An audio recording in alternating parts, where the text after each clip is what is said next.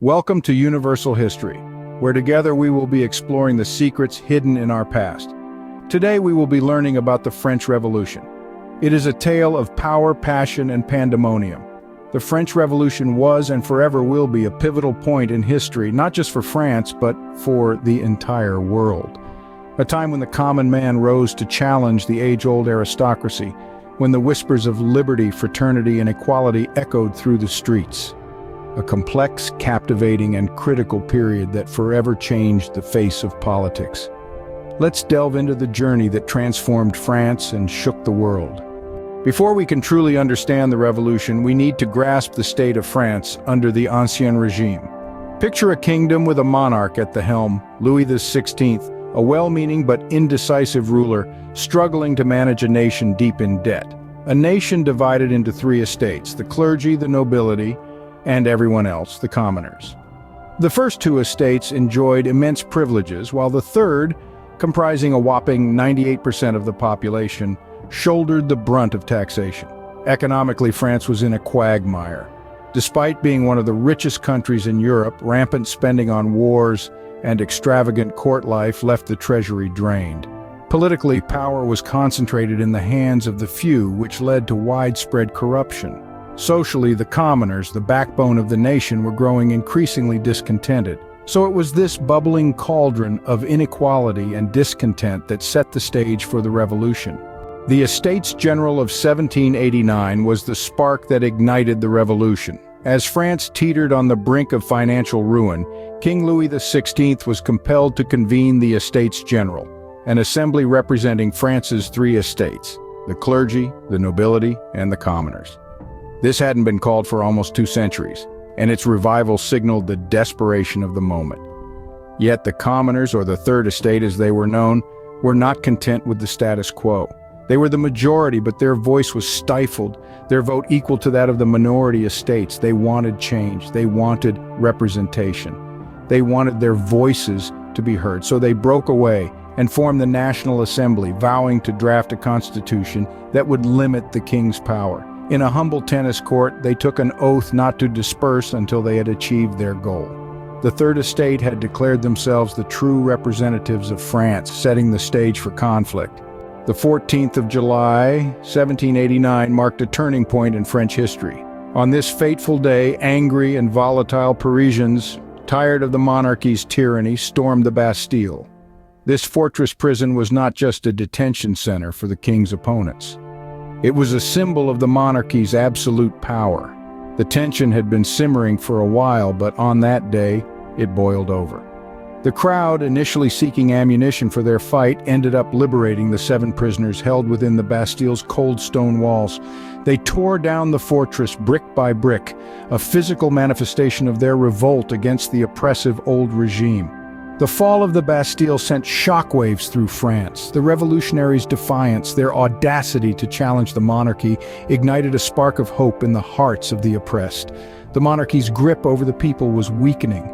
The Bastille had fallen, and with it, the old order. The revolution was no longer a distant dream, but a burgeoning reality. As the revolution progressed, it gave way to one of the darkest periods in French history, the Reign of Terror. The stage was set for a radical shift in power. The Jacobins, a political group that rose to prominence amidst the chaos, seized control.